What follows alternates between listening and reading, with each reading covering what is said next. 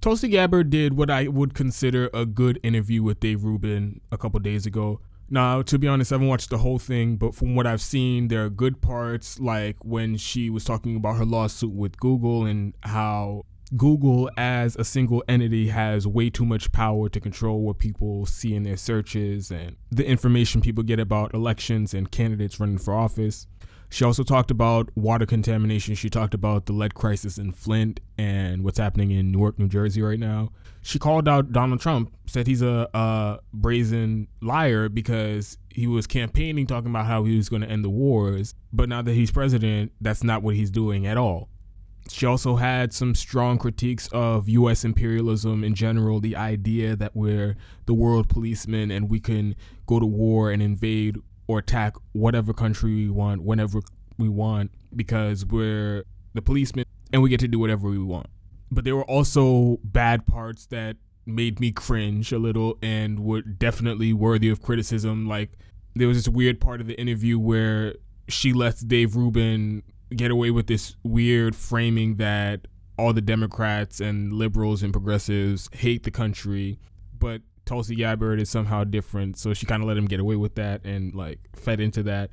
There was also a part where Dave Rubin asked her about immigration and she let him get away with this bullshit right-wing lie that's this framing that somehow people on the left in the Democratic Party are in favor of open borders and absolutely no type of immigration policy. Anybody who wants to come to the country could come into this country. And she actually kind of fed into that and pretended like that's a real thing in the Democratic Party. And to that, I would ask Tulsi Gabbard and ask Dave Rubin, can you name a single person running in the Democratic primary or Democratic politician, anybody on the left who is well-known and respected who's arguing for open borders? Because I don't know that person. Overall, the substance of her answer on the immigration question was okay. It was pretty good. It was decent. But she did let him get away with that right-wing framing. And also on the issue of gun regulation, she seemed honestly kind of ignorant on the issue of gun regulation. She let Dave Rubin frame the discussion and she kind of went along with it and added to the framing, talking about there are extremes on both sides. You know, the extreme right wants absolutely no gun regulation, and some people on the extreme left want to get rid of the Second Amendment and take away everybody's guns and stuff like that. And that's just a weird way to frame the discussion, because to me and to most people on the left, the only logical way to frame the discussion about gun regulation is the NRA and the gun manufacturers have bought politicians to block any and all gun regulation, even if it's the most sensible gun regulation, despite the fact that the overwhelming majority of the country wants that sensible gun regulation. That's the only way to frame the discussion on guns in the United States. So there were definitely things you could criticize Tulsi Gabbard for in that interview, but absolutely nothing she said, nothing that happened in that interview would make me change my opinion about whether or not she's actually a progressive. And I guess since this is a theme that's going to be coming up a lot in this video, let me make clear from right now how I would come to the conclusion that somebody is a progressive, in my opinion, by whether or not on the most important issues in politics right now, they have the correct policy position, the progressive leftist position. On the healthcare crisis, are you going to fight for Medicare for all or not? Money in politics, are you fighting to get private money out of politics or not? Are you fighting for a constitutional ban or not? Foreign policy, are you going to end these wars or not? You're going to end the war in Iraq, Afghanistan, Syria, Yemen or not? Are you going to drastically cut the Pentagon budget or not? On climate change, are you going to do what is necessary, which is a radical transformation of our energy industry to get us to net zero carbon emissions in the time frame given to us by climate scientists?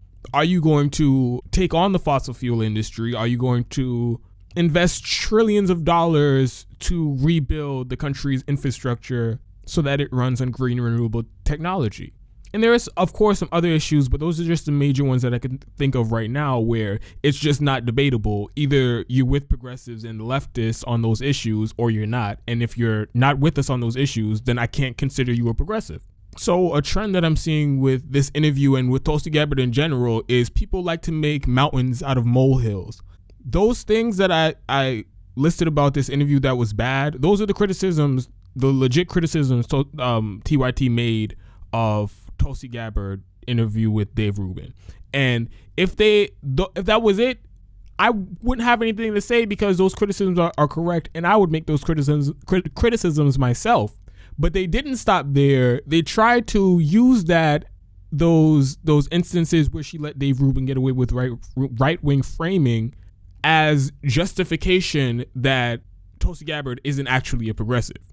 That's crazy. You're jumping to conclusions. You're working backwards from your own conclusion that she's not a progressive, and you're just using every and anything that you can find to rationalize that and justify that.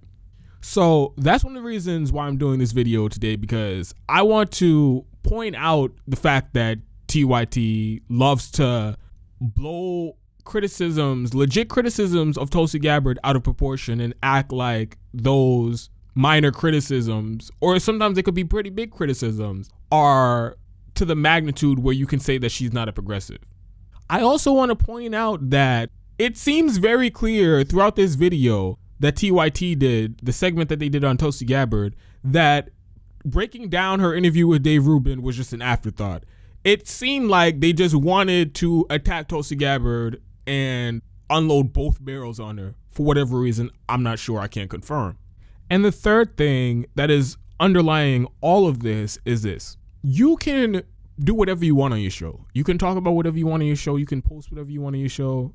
I can't tell you what to do. It's your show. Your name's on it. You run it. That's your business. But I have a problem when you try to tell me what you're doing is just fair, objective reporting and analysis, and anybody who disagrees with that is being unreasonable. Because what you're doing is not objective, reasonable, rational analysis or reporting. You will have some type of vendetta, personal beef, whatever it is, and it's clear and it shows throughout TYT that there is an anti-Tulsi Gabbard bias there.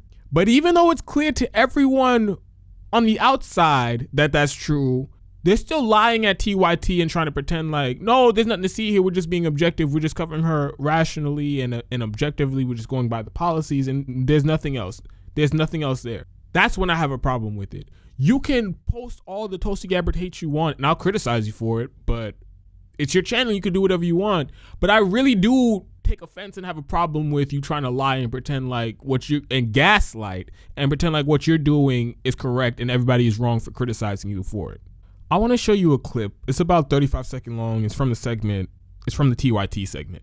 To give you context of what's happening right before this clip starts, they just showed a part of Dave Rubin interview with Tulsi Gabbard where she lets Dave Rubin get away with that right-wing framing that all Democrats somehow and leftists and progressives hate the country, but somehow Tulsi Gabbard's different. And so they were criticizing her for letting Dave Rubin get away with that. And Anna Kasparian was mostly talking. She was mostly giving her analysis. And of course, she threw in some pot shots at Tulsi Gabbard, but I'll address those later on. But this clip I'm about to show you is Emma Vigeland. Now, she starts by saying that the question Dave Rubin asked just makes no sense, and I agree with her on that. But then out of nowhere, out of left field, she pivots and starts attacking Tulsi Gabbard on Medicare for All and saying that she doesn't actually support Medicare for All. So here's the clip. It's about 35 seconds long, and then I'll come back and break it down and give my analysis. The difference is that she kind of plays both sides when it comes to these kinds of issues. And so when we're talking about progressivism, I don't think it's progressive to not endorse Medicare for All or be a co-sponsor of it when it's first introduced and then sign on to it later when it becomes a presidential talking point. You're planning a run in 2018 and you sign on in 2016. And then your supporters go online and say Elizabeth Warren's the hack when she was a co-sponsor right away. So that's very fascinating to me. Where did that come from?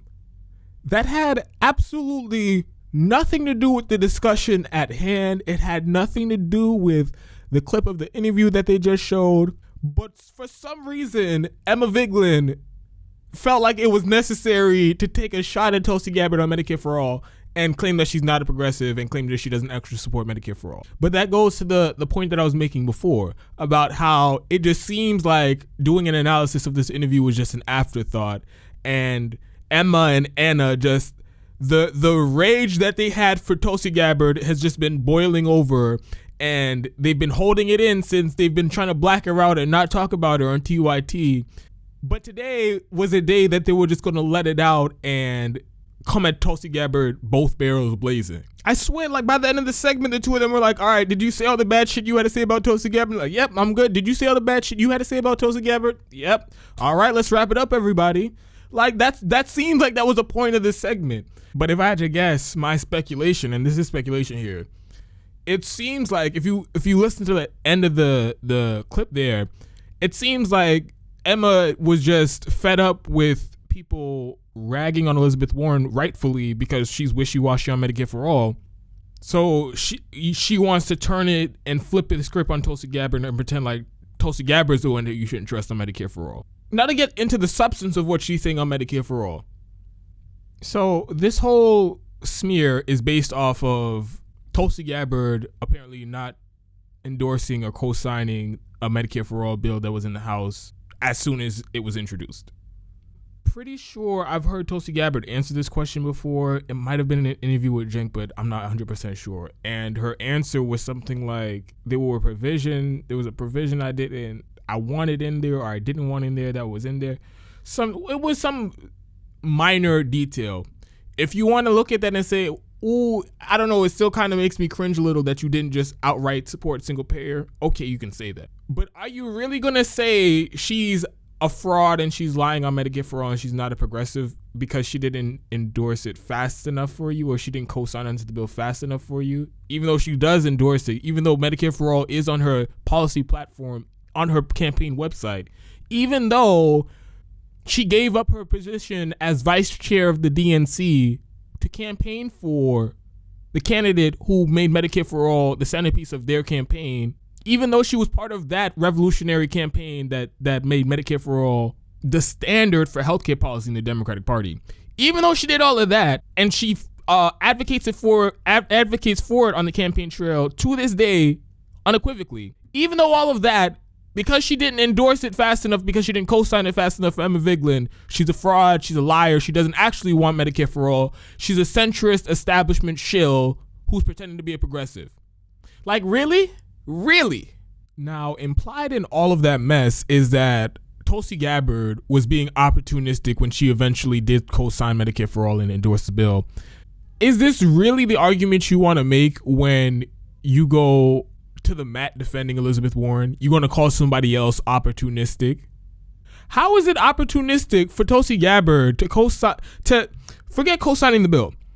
She stepped down from the DNC, probably ruined her career and reputation within the Democratic Party so that she could endorse Bernie Sanders, who, like I said earlier, made Medicare for All the centerpiece of his campaign, and that was what he focused on. And he changed the discussion on healthcare in the United States. How is it opportunistic for her to do that? There was nothing for her to gain by doing that. So if anything, that shows you that she has integrity and that she has character, unlike Elizabeth Warren. Elizabeth Warren, anytime she answers about Medicare for All or healthcare questions in general, she will give you a different answer depending on who she's talking to. She's trying to put on a show for progressives. She'll come out and, yeah, man, Medicare for All is so great. We could afford it. And it's the only real solution. But when she's trying to appeal to centrists and the establishment, she'll be like, oh, Medicare for All is okay. But you know what else we have? We could also lower the eligibility age. We could also have Medicare buy-ins. We could have employer-based Medicare plans. We can do all these great things that aren't Medicare for All. So she is the opportunist on the issue of Medicare for All. She is the one who's trying to milk the popularity so that she could get support from the real populist left. She's the opportunist. She's the careerist. Don't try to put that on Tulsi Gabbard. Well, that doesn't even make sense. The shoe doesn't fit. And to the point about making mountains out of molehills, this is exactly what I'm talking about. The double standard that they have for Tulsi Gabbard versus the standard that they have for Elizabeth Warren. Tulsi Gabbard doesn't co-sign a fucking bill to the speed that you would like So now she's a liar. She doesn't want Medicare for all. She's not progressive. Elizabeth fucking Warren endorsed Hillary Clinton, who said Medicare for all would never come to pass. She signed a letter to Hillary Clinton in 2013 begging her to run, knowing her position on healthcare and Medicare for all. To this day, Elizabeth Warren is backpedaling for Medicare for all. She took it off her campaign website. She doesn't talk about it on the campaign trail. And every time she's asked, she gives different answers, and sometimes she endorses the centrist establishment corporatist alternatives to Medicare for all that establishment bullshit. She will come out and make the case for that.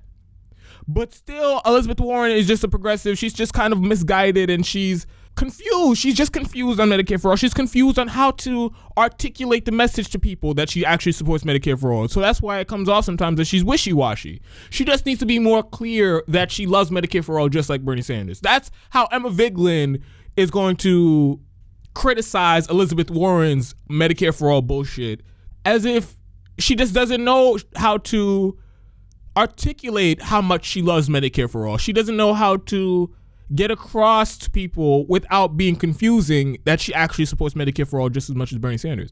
Elizabeth Warren is a grown-ass woman. She is smart. She's intelligent. She was a fucking professor at Harvard. She knows how to make the case for whatever it is that she wants to make the case for. And the reason why she's not making the case for Medicare for all is because she doesn't support Medicare for all, and it's plain and simple. That's just what it is. But Tulsi Gabbard, everything she does is malicious. By default, her intent is malicious and nefarious, and she's lying, simply not co-signing a bill fast enough. Even though she did endorse it and she did co-sign the bill, she didn't do it fast enough for Emma, so she's a fucking fraud. They have a double standard for what they would accept from Elizabeth Warren versus what they will accept from Tulsi Gabbard. That is clear as day. Clear as day. Now, I want to show you another clip, but you have to watch this because this is the most egregious, ghastly part of this whole segment. Now, the context for what's happening before this clip starts. They just showed a part of the interview with Dave Rubin where Tulsi Gabbard is talking about immigration, and, she lets Dave Rubin get away with the right-wing framing of the Democrats on open borders. And I said, fair enough, you could criticize her on that. I already did at the beginning of the video. But the rest of her answer was fairly substantive and basically exactly what any other progressive politician would say on the issue of immigration, that we do need to have borders, and we do what sometimes in some places on the border we need to have a fence, some place we don't. But if we're going to have a country with Medicare for all, we're going to have a country with a social safety net, we do need to have some form of borders, which is what every other progressive would say. So understand, the whole TYT panel right now agrees with her on the substance, but this level of rage and fury comes just because she kind of let Dave Rubin get away with some bullshit right-wing framing for a little bit. I have some words for this when we get back. Further to the left abuse. So she's not positioning herself as left on this issue. And secondly, if you were an actual progressive and you went on that show, you would balk at the notion that Democrats are in favor of open borders. No one has said that ever. And any person that's gonna go on a right-wing talk show and listen to that talking point who identifies as someone who's on the left has to just sweep that away right away and say, that's not what we're talking about here. But no, she agrees with the framing, and perhaps that's because she voted present on a Republican bill that said we have to support our ICE officers and make sure that we don't abolish ICE, when people like Beto O'Rourke voted against that. So when we're having a conversation about progressive policy when it comes to Tulsi Gabbard, there's red flag after red flag after red flag. Yes. And look, I thought that her resigning from the DNC was really brave, and I really supported her anti-interventionist foreign policy until I took a further look and realized that a lot of it is based in dislike of Muslim people. Mm-hmm. And again, Emma Vigeland making a mountain out of a molehill. She comes into this clip as indignant as ever. This is right after they finish playing the Dave Rubin clip, and she starts giving her analysis, comes out fucking fiery out of the gates of hell, all because Tulsi Gabbard said she's to the left of Dave Rubin on immigration. She didn't say she's on the left. Are you fucking kidding me? Are you fucking kidding me? Like, cut the theatrics, please, cut the theatrics. It means the same thing. If you're on the left, you would be to the left of Dave Rubin. So just anytime somebody's arguing over semantics, they're already fucking losing. And like I said before the clip started, they already agree with Tulsi Gabbard basically on all of the substance, the policy substance of her immigration platform. They agree with her on, and they can't hit her on that at all. So all of this ire and rage and fury and the incoherent tangents about other shit that is completely unrelated all came about because Tulsi Gabbard kind of let Dave Rubin go along with his stupid right-wing framing. All of this is about framing, just not even policy. She said she's to the left of Dave Rubin. She didn't actually say she takes the left-wing position. Whatever the fuck that means, let's get past that. Then she tries to say, oh, the reason why she let Dave Rubin get away with the framing is because she agreed with it, and maybe she agrees with it because she voted present on a Republican bill that said we're not going to abolish ICE. Again, are you fucking kidding me? Are you fucking kidding me? This level of rage and fury over that? At best, you can make a light criticism of Tulsi Gabbard for that. Because all she did was vote present, not even yes, vote present on a bill that was gonna pass anyway, on the abolishment of ICE. She voted present instead of no, which is what the Democrats, which was what Emma wanted Tulsi Gabbard to vote, which is no.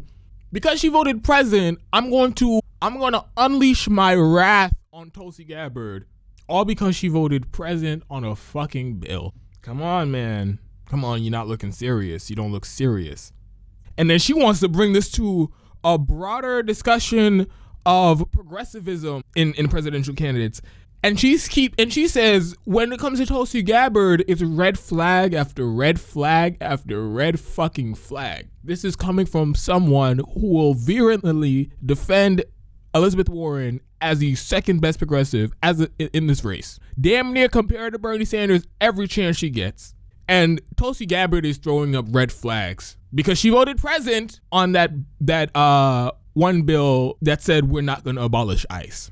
That's a red flag if that's a red flag for you, what is all of Elizabeth Warren's bullshit on Medicare for all? What is Elizabeth Warren taking corporate cash, taking big money in this primary? That's what she did. Because the story came out this week about how she took all that money during her Senate race, and she did not need it for her Senate race. She was doing it for her presidential campaign. So she's taking big money in the primary. She says she's going to take it in the general election. That's not a red flag for you. She's still goddamn near Bernie Sanders.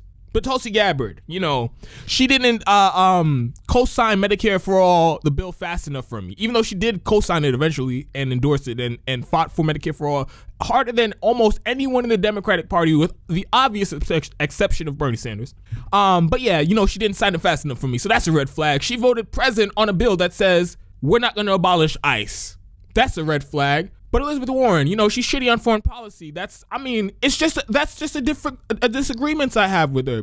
She wants to continue 8 wars and unabated and spend trillions of dollars on the military. And I don't. That's just a difference I have with her. Those aren't red flags. That's not something telling me, oh, maybe Elizabeth Warren isn't actually a progressive. No.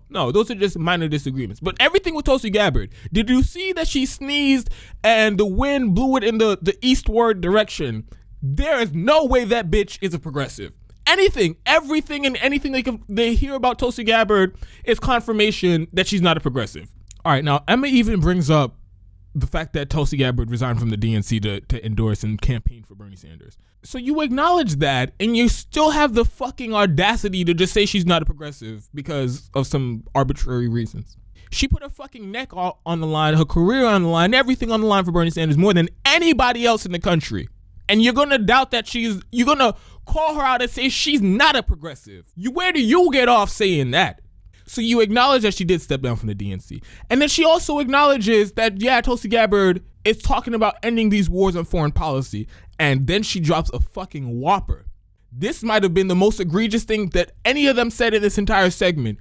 She tries to say Tulsi Gabbard wants to end these wars. She says, I used to like Tulsi Gabbard's non-interventionist stance, but then I heard from somebody that the only reason why she's a non-interventionist is because she hates Muslims. Or let me quote her exactly on that. Because of her strong dislike of Muslims. That's why she's an anti-interventionist. That no fucking way you look at that makes sense.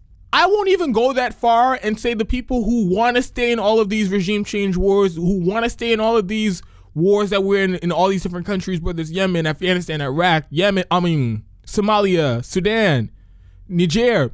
If anybody were, most people trying to defend those wars and saying, we have to be there to get the terrorists, I wouldn't even say they're taking that position because they have a strong dislike of Muslims. That would be even too far for that.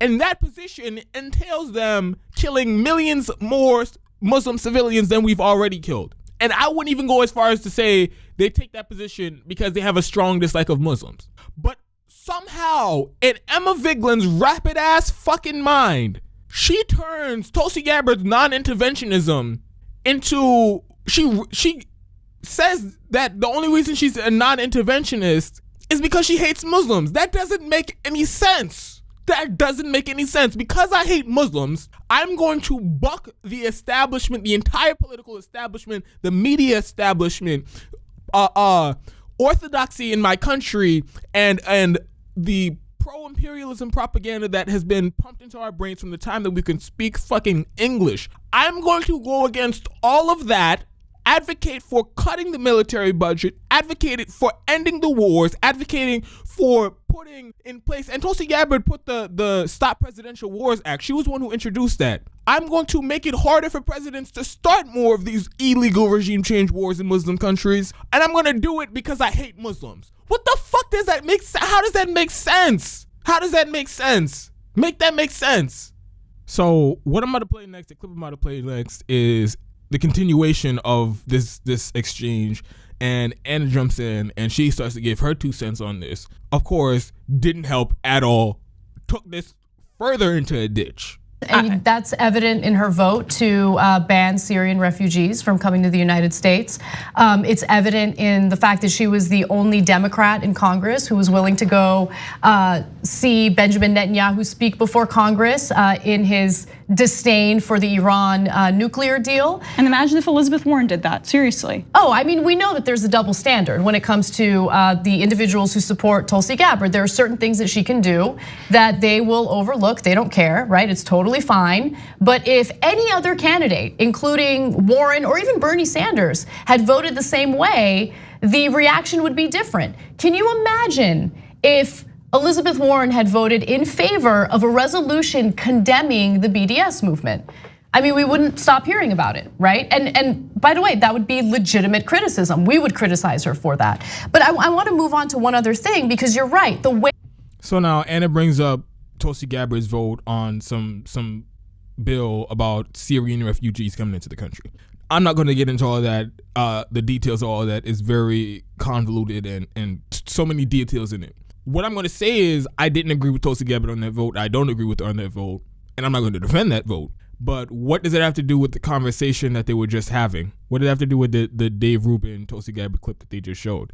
I mean, I guess it's immigration, okay, but that's still kind of a stretch. We were talking about the U.S.-Mexico border and open borders and border security. So where did the whole Syrian refugees come into? And that's what I'm saying. They're just reaching for straws. Anything. They pull out their little black book on Tulsi and all the negative smears and shit that they have to say about her. They're just going to let it fly. They're going to let it rip in this segment. They got to get it off their chest.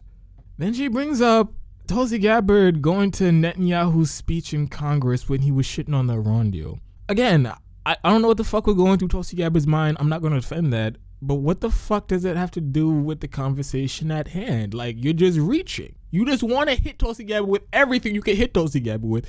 Even though there's no logical connection, there's no transition. It doesn't make sense with it doesn't go with the discussion that you're having. But fuck it, let's just say it. It's negative about Tulsi Gabbard. And now Anna wants to bring this conversation talking about who's a progressive and who's not a progressive again. Back to this again. I gave you my standard for what a progressive is, and it's someone who is on the right side of the issues, Medicare for all, ending the wars, getting money out of politics, free college, ending mass incarceration, and in the drug war. Those things are the issues that are not debatable, and if you're on the right side of the issue, if you're on the left side of those issues, then you're a progressive. That's it for me. And everything else is where we can disagree, and that will be a factor in just how much I like you and I support you as a progressive. But if you're right on all those important issues, you're progressive, and that's the end of the story for me. But apparently, Anna Kasparian does not have that standard. Whatever standard she wants to use, I don't know. Let's use another standard. Let's look at progressivism as if it's just this club, this, high school clique or whatever, and you have to check off certain requirements before you can be accepted into the group. Okay, let's pretend like that's what it is. Any kind of checklist you would try to make for a progressive, Tulsi Gabbard would pass that way before Elizabeth Warren. So let's talk about them. The most important, most consequential election of our lifetime, where the progressives had the best chance of getting the nomination and winning the White House, starting a progressive revolution. 2016 primaries. Where were you in the 2016 primaries? Were you someone like Tulsi Gabbard who put her career on the line, her neck on the line to endorse Bernie Sanders? Or are you like someone who, like Elizabeth Warren, who in 2013 wrote a letter to Hillary Clinton begging her to run because she agrees with her on policy, and you end up endorsing her in the 2016 primary? I don't know. It seems like a progressive would be on the side where Tulsi Gabbard is, where you were fighting against the establishment, against the Democratic Party, in support of Bernie Sanders. That's where a real progressive would stand on that. Medicare for all, Tulsi Gabbard, unequivocal on it. Elizabeth Warren, give you 16 different answers, talk in circles, give you some establishment centrist bullshit alternatives to Medicare for all, and pretend like it's just as good. Which one of them is a progressive? Tulsi Gabbard. Ending the war, Elizabeth Warren, not a chance in hell she's gonna do it. Not a goddamn chance in hell she's gonna do it. Tulsi Gabbard made that the centerpiece of her campaign. So you go down the list, free college. Tulsi Gabbard's for free college. Elizabeth Warren's for free college for some people. You go down the list, Tulsi Gabbard checks off any type of progressive bona fides you'd want to have, any type of progressive requirements you'd want to have. And Elizabeth Warren is a giant question mark on every one of those fucking issues if she's just not on the wrong side. So again, you don't want to have this conversation about which candidates are progressives and which candidates aren't. You don't want to have that conversation because the person you've been propping up is on the wrong side of that. She's with the centrist, she's with the establishment, which is why it looks like she's the one that they're going to get behind to take on Bernie Sanders, to rip the nomination from Bernie Sanders. So just remember that. I have one more clip to show you. So this is the one about gun control and gun regulation. Tulsi Gabbard again kind of had this weird framing about the extreme right wants to have no regulation, the extreme left wants to take away all the guns and end the Second Amendment, which is a straw man. Nobody on the left is actually talking about that. All we're talking about is sensible regulation. So okay, you could talk about that, but that's a very minor point, especially considering the fact that brought up the House bill, the background check bill that passed the House, and she said it's in the Senate waiting for Mitch McConnell to do something about it. So on the substance, the policy substance, she's on the right side. She's got it right. She's supported the bill, the background check bill, which over 90% of the country wants and is the most sensible gun regulation we could do at this point. Tulsi Gabbard supported it, and all she said was, we're waiting on Mitch McConnell to do something about it. What stood out to me in that answer was her statement about the House legislation on gun control sitting in the Senate waiting for movement. That is a great opportunity as a so-called progressive candidate, as a Democratic candidate, you don't even have to be a progressive, to call out Mitch McConnell for blocking votes on that type of legislation. But she's very careful to avoid criticizing members of the right. If you listen to the entirety of that interview, she tries to play both sides. She talks about bipartisanship. She talks about working together and finding common ground. It's very Obama-esque. It's very Obama-esque, and we all know what happens when Democrats talk about bipartisanship. Right. It means concession after concession after concession. We need bold change. That's why there is this surge of progressivism within the Democratic Party. That's the reason why she's latched onto that label to help her, even though it hasn't really worked so far because her record speaks for itself. But in reality, look, talk is talk. If you're gonna claim to be a progressive, you can't sit there and pretend as though there are Democratic candidates who are trying to take all the guns away. No one has advocated for that. No one on the left has said. Or abolishing the Second Amendment. She just accepted that framing. Right. It's just, no. I'm not even necessarily saying she's a bad person. I'm saying she's a blank slate and she's not a progressive. Like she's just like going with the Rubin framing throughout the entire interview. So if you have strong progressive principles, you're not gonna do that. They come back from the clip, Anna Kasparian trying to find something. Gotta find something on Tulsi. Comes back from the clip, and the only fucking thing she gotta say is, oh my God, can you believe how she let Mitch McConnell off the hook? You're a candidate running in the Democratic primary. You should have taken that opportunity to fucking nail Mitch McConnell to the cross. And because you didn't do that, because you didn't go exactly as far as I wanted you to in that answer right there in that moment, that split second, because of that, you're not a progressive. Like, come on. I don't know what to tell you guys anymore. I don't know what to tell you guys. Anybody at TYT who is trying to pretend like they're being objective when they talk about Tulsi Gabbard, they're being objective when they talk about Elizabeth Warren. That's not the case.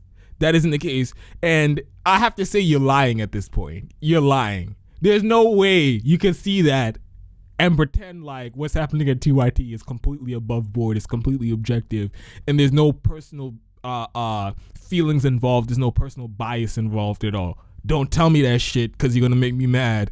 It is what it is. I had to do this. I did not even want to do this, but I know that nobody else was going to do it. And the people who would probably do a video commenting on this, they aren't going to break it down like I will. So I had to do this video, even though there are endless stories about Elizabeth Warren breaking in the news now. And that's another thing.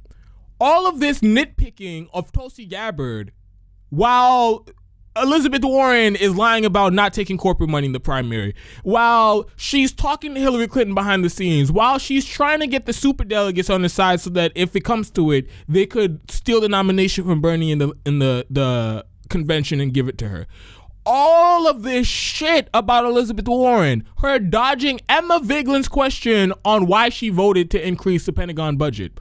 All of this is in the news in recent days, but TYT took goddamn near 20 minutes out of their show on Monday to nitpick Tulsi Gabbard and make mountains out of molehills and pretend like things that could be slight substantive critiques, valid critiques, are now justification, clarification, and confirmation